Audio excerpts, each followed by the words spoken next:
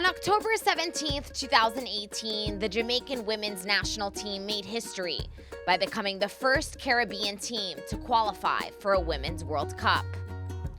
On June 9th, the Reggae Girlz will make their maiden bow in the tournament. It comes 21 years after the men's team graced the highest stage of international soccer for the first and to date only time, with the competition coincidentally playing in the same host nation, France. As the lowest ranked team in the competition, the Reggae Girlz travel to France as underdogs, a tag they are more than accustomed to holding. Women's soccer in Jamaica has long had to contend with existing on an uneven playing field, both in a figurative and a literal sense. From youth level to the senior national team, Jamaica's women's programs have long had to feed off the scraps left behind by the men's game, or on some occasions, even go hungry. Back in 2015, a cloud of uncertainty hung over the future of the Reggae Girlz. We inherited a situation where there was no women's Premier League and the under 15 parish girls competition was aborted. But then an unlikely figure appeared to breathe fresh life into the program. Not a figure from the world of soccer, but rather one from Jamaica's unofficial royal family, the Marleys. Living in Florida, Cedella Marley, the eldest daughter of Bob and Rita Marley and the CEO of Tough Gong Records and the Bob Marley Foundation, happened upon a flyer asking for donations to help the Jamaican women's national team. Despite not growing up with the same love of the game as her father, the flyer filled Cedella with a sense of anger and purpose. She decided to use her platform and contacts to fight on behalf of the overlooked and neglected Reggae Girlz. First of all, she's passionate about football. She's passionate about empowering women and young girls. So this was kind of like a natural matchup for her. So she came on board and she promised the girls that she would give them the necessary support that would make them able to compete. Now, little girls are going to have that opportunity, and this, I think, has been Cedella's vision to allow girls to see all their possibilities. And it's a wonderful work that she is doing when she really invests in Reggae Girls. It's really nice to see somebody care so deeply for the team, and we're really grateful for all the support that she gives us. I mean, if it wasn't for her, who knows where it would be as a soccer program. Cedella and the Bob Marley Foundation's backing set the wheels in motion on a journey that would usher in a sea of change within the program and culminate in a historic run to the 2019 World Cup. Like her father's song says, out of the darkness, there must come out the light. All I was aware of was that there was no funding, so the program was canceled. That was all I was told. And we went to work.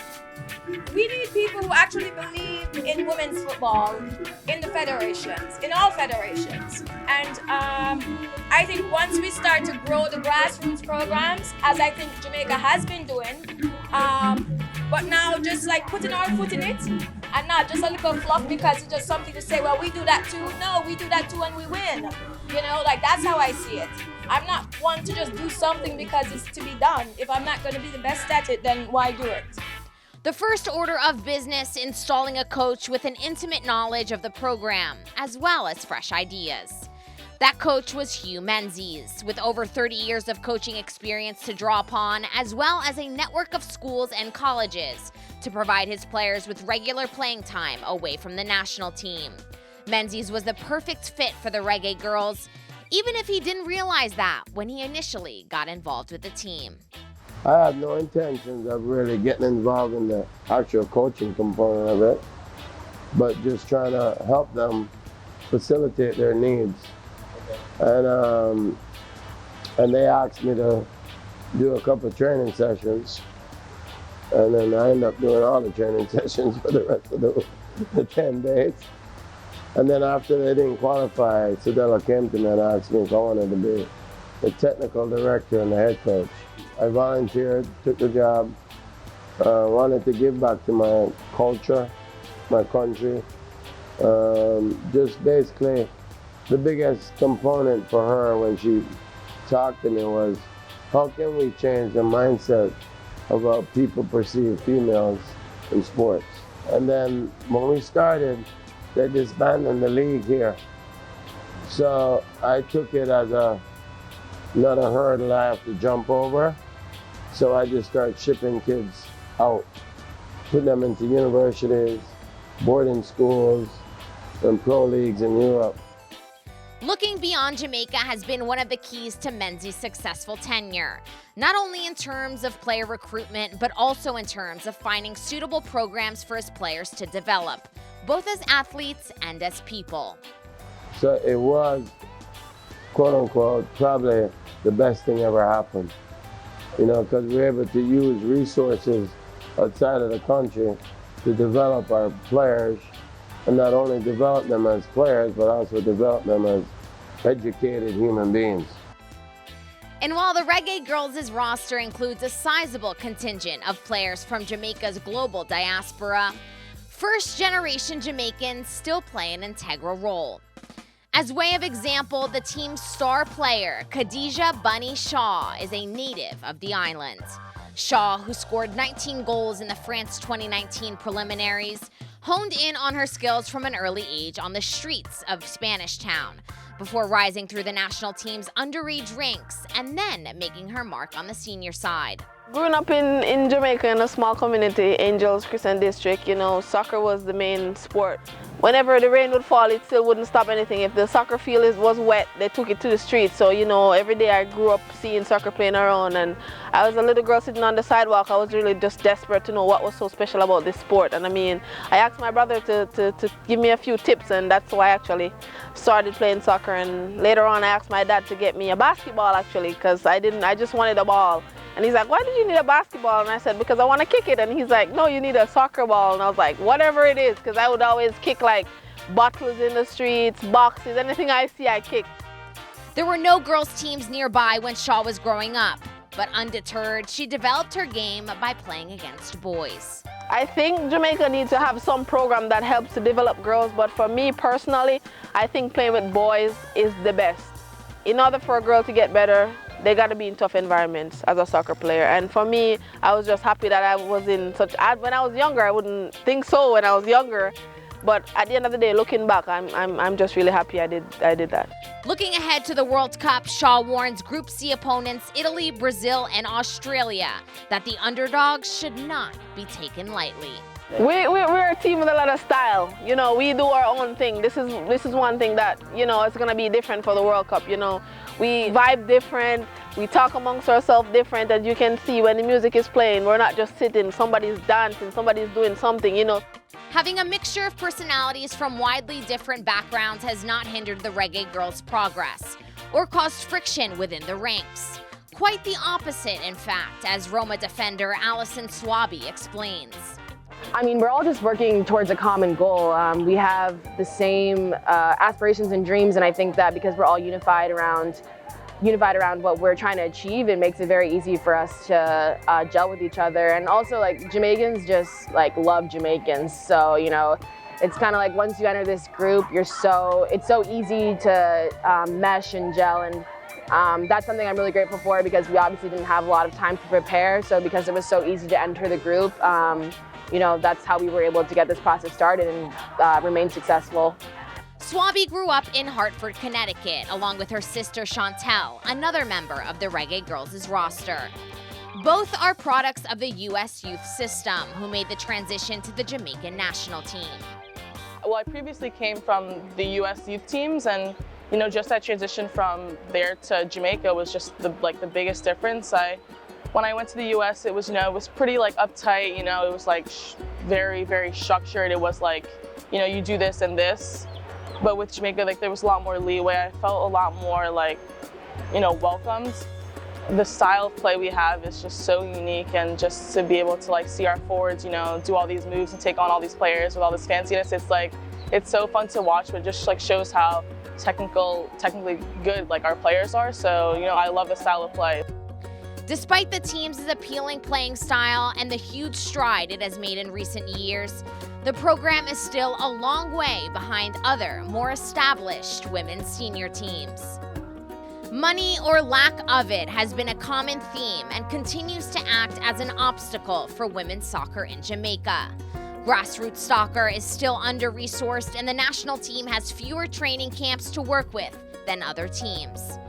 The Reggae Girlz' relationship with the JFF has often been fraught, while the private sector has generally hesitated to get behind the team. As you can see, women in Jamaica, we can play, you know, but as I said before, we just needed the opportunity and a chance to just show that, hey, we can do it, you know, but if we don't, we can always show and we can always do, but if we don't have anybody behind us, then that dream's just a dream, you know, and it will forever be a dream. Not that Shaw or her teammates are making excuses about unequal treatment. This is the goal, to qualify for the World Cup, and we stuck to the task and we grind and we faced a lot of adversity, but that didn't define who we are as a team. We try not to think too much about it. We just try to embrace and utilize every moment we do get together. And, you know, obviously there's technical, tactical aspect to the game, but there's also heart. And as long as I feel like we bring that every time, you know, we're able to kind of overcome any of those adversities. The good news is that World Cup qualification has brought with it more media exposure, forcing the Federation to sit up and pay attention. When I say queen, you say dream, queen! Through the Bob Marley Foundation, Cedella Marley has acted as the team's chief spokesperson and fundraiser, encouraging the private sector to provide financial support for the team. What has happened through this qualification is that we're having more conversations about women and football. And I think that's good that we're now able to have those open conversations. As long as there's funding and support, you know, these girls can become anything that they want to be. Against all those odds, the Reggae Girlz will be one of the 24 teams competing in this summer's World Cup. I don't look at the World Cup as the pinnacle of why I do this job. It's beyond that. How are we going to sustain this whole product? How are we going to help that kid that's 10 years old? I don't think we can right now measure the impact that the Reggae Girlz' present performance and their present status internationally has had and will continue to have on girls, aspiring young footballers, not only in Jamaica, but regionally and across the world, anywhere that the Reggae Girlz story is being told. I'm sure it will be an inspirational story. The Reggae Girlz and their performance has given women in sports that feeling that a lot of young girls out there now in Jamaica, right across Jamaica, want to play soccer. And today, they are the darling of this nation.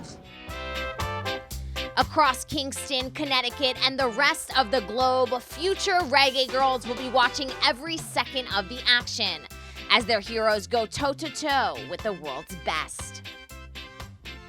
This team has inspired a generation of young Jamaicans to dream the impossible dream, and has brought girls' soccer into sharper focus than ever before. But their actions alone cannot guarantee the future well-being of the sport. The JFF, the media, sponsors, and fans also need to do their share to eradicate the gender gap in Jamaican soccer. The full impact this team has made on the development of girls' soccer in Jamaica can only be measured properly in the years to come. But for now, one thing is for sure. The World Cup will be richer for having the Reggae Girlz in it.